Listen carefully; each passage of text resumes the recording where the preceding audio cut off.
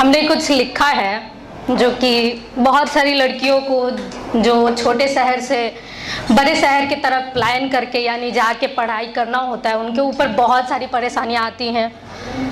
तो उस पर हमने कुछ पंक्तियां लिखी है। Thank you sir. कविता है। कुछ तो लोग कहेंगे, कुछ तो लोग कहेंगे, ये सवाल तब से है जब मेरा वजूद भी इस दुनिया में ना था। जब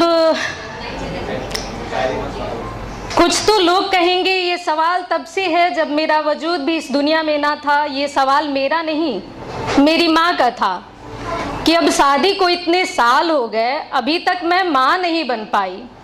कुछ तो लोग कहेंगे।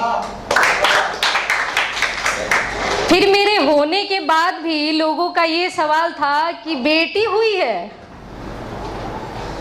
ये सवाल मेरी माँ से चलकर जब जैसे जैसे मैं बड़ी हुई, ये सवाल मेरी माँ से चलकर मुझ तक आया। और जब पहली बार वो लाल धब्बा मेरे सफ़ेद स्कर्ट पे नजर आया, फिर दिमाग ने कहा कुछ तो लोग कहेंगे। समय बीतता गया और मुझे मेरे आगे की पढ़ाई के लिए जिद पर आना पड़ा। फिर रिश्तेदारों का ताना सुनने को मिला, लड़की है, अकेले कहाँ बाहर भेजोगी, मत भेजो, अपनी जिम्मेदारियों का निवारण कर दो, इसकी शादी करा दो। फिर दिमाग ने ये कहा कुछ तो लोग कहेंगे।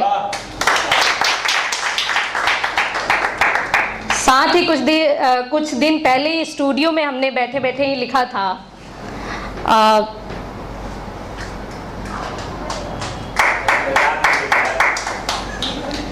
ये दुनिया हमारे लिए इतनी बेरंग क्यों है। ये दुनिया हमारे लिए इतनी बेरंग क्यों है ये चीखती हुई खामोशी। तुम इस चीखती हुई खामोशी की आवाज़ बन जाओ ना, इस बेरंग शामों में एक बार फिर साथ निभाओ ना। ना तुम्हें पता है ना हमें पता है, कब ये सूरज ढल के जीवन में अंधेरा कर दे। तुम एक बार इस बेरंग घर में जान भर जाओ ना, तुम चीखती हुई खामोशी की आवाज बन जाओ ना। तुम भी जानते हो, मैं भी जानती हूँ कि ये जिंदगी आसान नहीं है। तुम भी जानते हो, मैं भी जानती हूँ कि ये जिंदगी आसान नहीं है। अपने स्वार्थ जीवन में फिर फर्ज को कैसे निभाए ना, मुझे इसका एक कारण भी दे जाओ ना। तुम चीखती हुई खामोशी की आवाज़ बन जाओ ना। बूढ़े माँ बाप का सहारा बन जाओ ना। देखो ना इस बूढ़े माँ बाप को, इनके पैर, इनकी दुनिया कितनी बेरंग और लाचार हो चली है। तुम इस लाचार दुनिया में रंग भर जाओ ना। तुम चीखती हुई खामोशी की आवाज़ बन जाओ ना। धन्यवाद, शुक्रिया।